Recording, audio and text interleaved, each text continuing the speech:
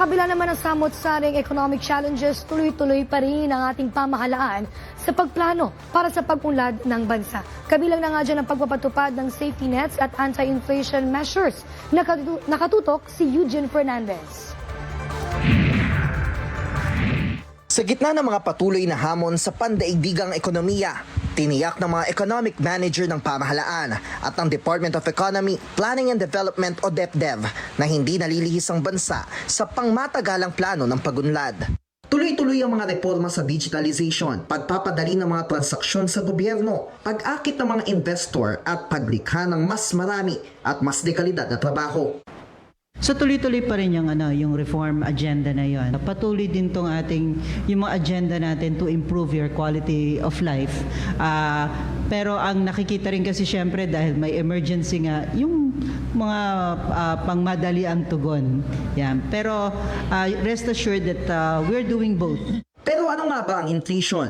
Sa pinakasimpleng paliwanag, ito ang pagtaas ng pangkalahatang presyo ng mga bilihin at serbisyo kumpara noong nakaraang taon.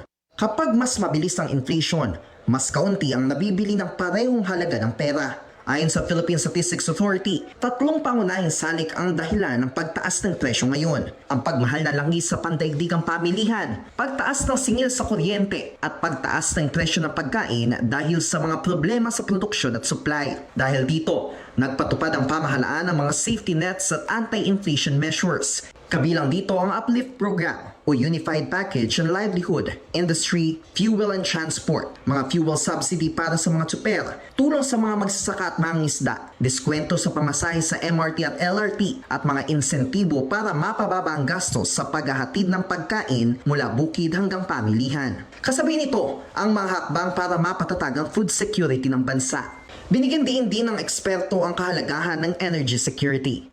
In terms of energy, we've actually already opened or liberalized our renewable energy sector, open to foreign investors. So it's not just local investors who would be eligible to actually go into renewable energy, but even the foreign investors. And we're getting a lot of interest in that.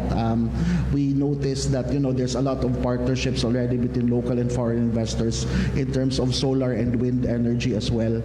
Habang patuloy ang mga hakbang ng pamahalaan, sinabi ng mga ekonomista na may mahalaga ring papel ang mamamayan.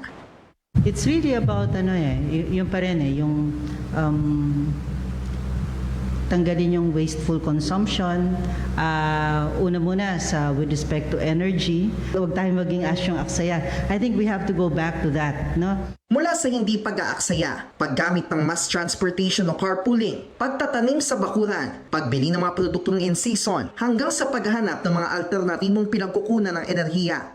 Malaki rin ang may aambag ng bawat Pilipino. Naniniwala ang pamahalaan na ang kombinasyon ng matatag na polisiya at aktibong pakikilahok ng mamamayan ang susi para mapanatili ang paglago ng ekonomiya at maprotektahan ang kabuhayan ng mga Pilipino. Eugene Fernandez, IBC News.